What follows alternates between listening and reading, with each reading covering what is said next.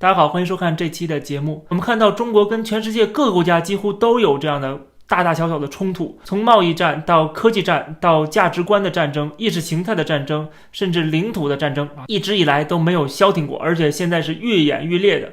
那么这时候我就想到了一个问题，就是为什么中国要跟这么多国家在各个方面都有针锋相对的这种行为啊？为什么全世界是看起来从中国看起来是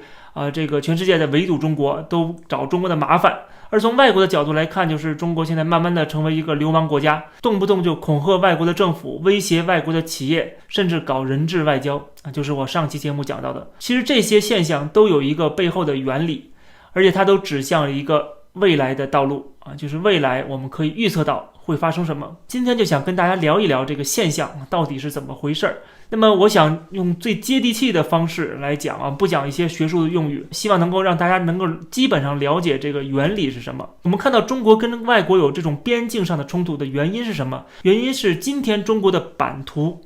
它是有个继承的，它继承的是曾经的中华民国。那么中华民国也是从前边这个朝代继承的，就是大清帝国。那么大家去看这个中华民国在台湾，现在它的这个地图还有是这个外蒙古还属于中华民国的范围之内呢。可以想见，就中华民国这个政府是有多么的自欺欺人，到今天都只剩一个台湾了，它还要留着外蒙古。那么中华民国这个海棠叶的这个整个的形状，实际上就源自于大清帝国。你这些领土是怎么得来的呢？你怎么才能维护这些领土不分裂出去呢？你就需要一个基本的条件，就是你要有一个非常强有力的中央政府，有一个非常强有力的集权的体制，你才能够控制得住下边的这些地方势力也好，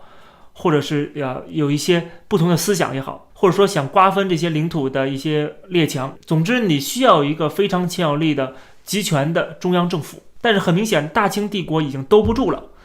大家知道这个大清帝国亡国是怎么亡的吗？对吧？就是各个地方都宣布独立，它就解体了，各个地方都宣布独立了。那么为什么你有能力独立呢？就是你没有一个强有力的中央政府能够控制住，本身应该是谁独立我就打谁，对不对？用这个举国之力把这个小的势力消灭掉，然后把这个领土再夺回来。但是那个时候大清帝国已经没有那样的实力了，它由于改革开放这个搞洋务运动，实际上很多的权力都在地方，有地方势力。从东南互保就可以看得出来，这个大清帝国的中央它的中央枢纽已经不能控制局面了。而中华民国它继承的就是大清的整个版图，所以它有个前提条件，就是它也必须拥有一个强有力的中央政府，一个能够控制整个局面的政府。而很明显国民党是没有这个实力的。国民党一开始他的想法是好的，对吧？他是去除鞑虏，恢复中华。他恢复的什么中华呢？鞑虏是谁呢？鞑虏是指的是满洲人，把满洲人赶走，因为他认为满洲人入关入侵中国是把汉人当作奴役，那么我要把你驱逐出去。驱逐哪儿去呢？驱逐鞑虏到什么地方呢？就是让你们滚回满洲去让你们回到满洲去，你们踏踏实实的在满洲待着，你们满洲人在满洲待着，不要入侵我们中国。其实就是把满洲人赶走我们恢复中华，就是曾经的。那么清朝之前是谁呢？是民国，对吧？大明帝国。那么这个我们要恢复明朝的这个疆土，我们要恢复汉人做主的这样的一个政权。但是在革命的过程中，这个国民党的胃口是越来越大，他不仅要像最开始的时候要把满洲人赶到满洲去赶回满洲，他甚至还要吞并满洲，他还要把曾经在这个大清帝国用强有力的武力来保证的这些领土范围，他都要一揽子全部接收。但是问题就是在于他没有这个实力。当然我们知道他曾经有过这个名义上的统一全国，但是不要忘了他也是依靠着外国的境外势力。他推翻满清是首先靠日本，后来北伐又要靠苏联，然后这个苏联选择了共产党，没有选择国民党，所以共产党在苏联的扶持之下，然后把中华民国它那个象征性的统一的那个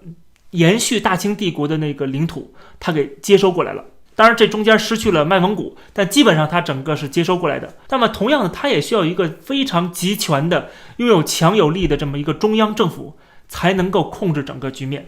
才能够把这个大旗给扛起来。大清帝国没扛起来，压垮了，然后中华民国想扛起这大旗，最后也压垮了。然后就是中华人民共和国啊，共产党的政权也把这大旗扛起来了。一开始是靠苏联，后来又靠着这个欧美的国家啊带来资金技术啊，给中国这个老百姓有钱了，对吧？改革开放了啊，就一直延续到今天。所以当国民党接下了大清帝国这个招牌的时候，他就必须要打肿脸充胖子，他必须要去扛起这个旗子，但是他又没有这个实力，他就被迫要扛起这个旗子。所以最终这个国民党是被他自己所扛起的这个旗子给压垮的。他如果当年没有那么大的胃口，他没有说一定要这个把整个大清帝国的这个盘子都接下来的话，他可能就不会最后被压垮。但是同时如果他不这么做的话，他不利用这个中华民国的这个所创造出的这个中华民族的概念的话，那么他也不可能够有后来的这个中华民国的这盘旗，对不对？所以说其实它是一个双刃剑，它是依靠着中华民国中华民族这个大招牌起来的，但同时它也是被这个中华民国中华民族的大招牌给压垮的。所以国民党本身就是一个非常非常的奇葩的存在。当然我们可以溯回到这个孙中山也好，或者兴中会也好这本身它就是依靠着不太靠谱的日本，后来又依靠着不太靠谱的苏联的，所以说它最后这个失去了靠山，它自然会倒塌，它本身是没有一个自己的实力的。对于共产党来讲，中华民国有个很好的好处，就是它发明了中华民族这个概念，就是把所有的这个大清帝国的统治下的这几个大的民族还有很多小民族，全部统一起来叫做中华民族。等于从梁启超开始到国民党，他发明了并且利用了中华民族这个大招牌。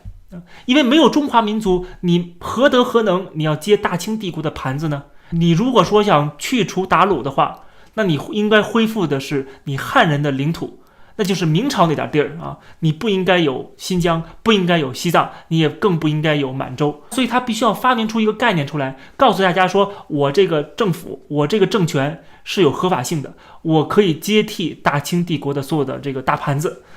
因为我们都是中华民族，我们都是一个民族，所以我们应该是一个国家。而共产党在推翻国民党的政府之后，他顺手就把国民党发明这套理论直接移植过来了，直接用过来了。本身共产党是什么？它是搞国际主义的，它是反对民族主义的，它是反对有国家概念的，它是要在全世界形成这个无产阶级的联合，这是它的一个终极目标，也是它的一个立足之本。但是我们看到从斯大林开始就几乎把这个理论，把这个目标给放弃了共产党也一样，共产党也放弃了这个宏伟的目标后来发现搞全世界无产阶级联合起来这个说法已经不足以这个能够让他立足了，所以他就直接把国民党曾经发明那个中华民族的概念，这个民族主义的概念直接拿过来用了。所以今天的共产党是一个畸形，一方面它的根基也就是习近平所说的勿忘初心，它的初心是共产党宣言，是马克思列宁主义，对吧？是要这个消除剥削，要消除私有制，要实现共产主义的。但是另一方面又利用了国民党的官僚资本主义，利用了这个国民党的现在的这个民族主义的理论，所以说它是一个嫁接的产物。由于他看到了国民党当年的失败，所以他非常害怕自己成为下一个国民党当年的国民党号召有一个中华民族的这个大招牌，对不对？所以说你不可能说失去领土，或者说让列强继续在中国拥有租界，这跟你的说法是有冲突的。所以国民党不可能说完全倒向任何这个西方的势力，那当然最后结果就是死路一条，这是他自己自点自负的。那么共产党其实也面对的同样的一个困境，共产党面对的困境就是刚才我讲到的，他必须要有一个非常集权的一个中央政府，要有能力去控制整个的这个局势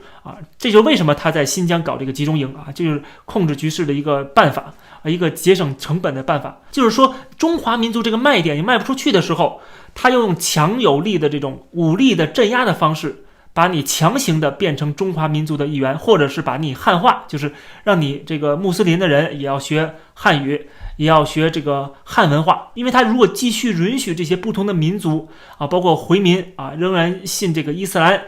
仍然去清真寺，甚至允许香港人继续延续英国殖民地的留下的这个资本主义的制度，这都会对这个共产党脆弱的这个中央政府会产生威胁。这就为什么他必须要把所有的这个威胁要扼杀在摇篮里边这就是为什么我们看到了我们在微信上面说一句话，可能这个微信号就会被封，我们这个微信群就会被封。有些人在这个网上说一句话，可能就要被警察找去要喝茶甚至要判刑的。最近不是有一个人说要这个习近平下台，我不知道他在哪儿发的，他有可能是在网上发的，因为他在媒体上也发不了这种东西，对吧？他只能在网上发。最后他现在好像是要被判刑说他是试图颠覆国家政权罪这样的情况很多，像刘晓波写这个08宪章他要被判11年有期徒刑，所以这种情况就是非常非常多了。这是他内部他必须要去镇压这些反对的声音因为他要维持一个强有力的一个中央集权的政府。同时在海外，在这个边境上边，他也要做到这个表面上，至少是表面上寸土必争，他必须要跟印度要发生这样的冲突，跟越南要击沉越南的这个渔船，对吧？他要跟菲律宾在这个黄岩岛然后跟这个印度尼西亚，还有跟台湾跟美国、跟加拿大、跟英国，他要在政治、经济、文化各个方面都要跟这些国家发生冲突。这为什么？就是他不可能放弃他现在扛起的一个招牌。因为他扛起这个招牌，如果稍微有任何的损失的话，特别是他这个中华人民共和国这个执政的合法性，如果他失去的话，那么这个党自然也就消灭了这个党跟这个国现在已经紧紧的绑在一起了，它已经是一个完整的一个党国一体的一个体制。所以说当中华人民共和国不复存在了，这个党就不复存在了，当共产党倒台了，自然这个中华人民共和国这个招牌也就垮了因为这个招牌只有共产党能够扛，而且能扛到现在。所以说他特别害怕他会步国民党的后尘，因为当年他推翻国民党的理由是什么？就是你独裁，你腐败。那么请问今天的共产党不独裁吗？不腐败吗？对不对？那是不是应该还有另外一个共产党，一个真的共产党推翻现在的一个假共产党呢？对不对？当年你能够农村包围城市，对付当时的国民政府，那未来有没有一个政权，有没有一个政府获得外国势力的资助，就像当年共产党获得苏联的资助一样，推翻现在的这个政权呢？所以说他特别害怕这个共产党会国民党化。国民党的失败就是因为他没有一个强有力的中央政府，说白了就是他扛起了一个他自己没有能力扛起的一个旗子。而今天共产党同样的，他发现这个旗子越来越难扛了，所以我认为这就是一个帝国，一个大帝国它的一个负担。这个负担会导致这个天朝的崩溃和灭亡。其实历史上有很多可以比较的，跟今天的这个中华帝国可以比较的这个案例，比如说奥斯曼帝国在台湾翻译成这个鄂图曼帝国。这个帝国生存了几百年的时间非常非常庞大，拥有无数的民族。但是后来这个帝国四分五裂，最主要的原因就是他没有能力去扛起这个大旗了。特别是在一战他失败之后，他后来被很多国家瓜分，比如说法国就托管了叙利亚跟黎巴嫩，英国托管了伊拉克、巴勒斯坦跟约旦。大家都知道后来土耳其的凯末尔又领导了这个国民运动，成立了土耳其共和国。土耳其共和国的成功实际上可以给我们一个很好的一个概念，就是凯末尔创建土耳其共和国，在今天我们看来其实就是分裂国家。如果那个时候奥斯曼帝国有今天像中华人民共和国这个反分裂法的话，那这个土耳其共和国的独立可能就实现不了，或者说这个凯末尔就应该会被抓起来，因为你在搞独立运动，因为你是分裂祖国这个是十恶，在这中国人的眼里这是十恶不赦的。因为中国人从小洗脑就是中华民族是一个国家，是一个民族是从小洗脑出来的。但是很可惜奥斯曼帝国的洗脑工作做得不是那么好，很多人他放弃了所谓的这个奥斯曼民族，所谓的这个奥斯曼主义。就像今天的中国，很多人已经放弃了中华民族这个概念因为这个概念是强行的把所有的民族统一起来的一个虚无缥缈的一个称呼。这只是一个称呼，我们不是一个民族，也没有同样的血统，也不 share 同样的语言跟文化。我们汉人跟新疆人几乎是没有任何共同点的。所以说我们为什么是一个国家呢？就是因为共产党有枪有炮，就是这个原因，没有别的原因。哪怕在大清帝国的时候，虽然表面上它是一个国家，但是至少在这个新疆、在西藏很多地方，它是有非常充分的自治的甚至到民国时期，它都是有充分的自治的。但是共产党来了之后，这个自治就没有了。但是呢，他又不好意思，这共产党很不好意思，所以要把这些地方叫做自治区，好像这些地方还存在自治一样实际上已经没有自治了。这些所谓的自治区跟省没有什么差别，他已经把它变成一个这个郡县制了就是当年的这个帝国时代的这个郡县制。所以我们看到今天的中国，我们如果换一个名字，不叫中华人民共和国，而叫中华帝国，这样的话就很容易进行一个对比了。但是还是那句话，就是怎么能够保证你有一个强有力的中央集权？你不仅能打败国内的这个境内的这些反对势力，你同时还能打败这些列强，还能够维护领土的完整。而这个大的趋势我们已经看得很清楚，特别是最近这些年，我们看到这个牌子啊是越来越难以维持了。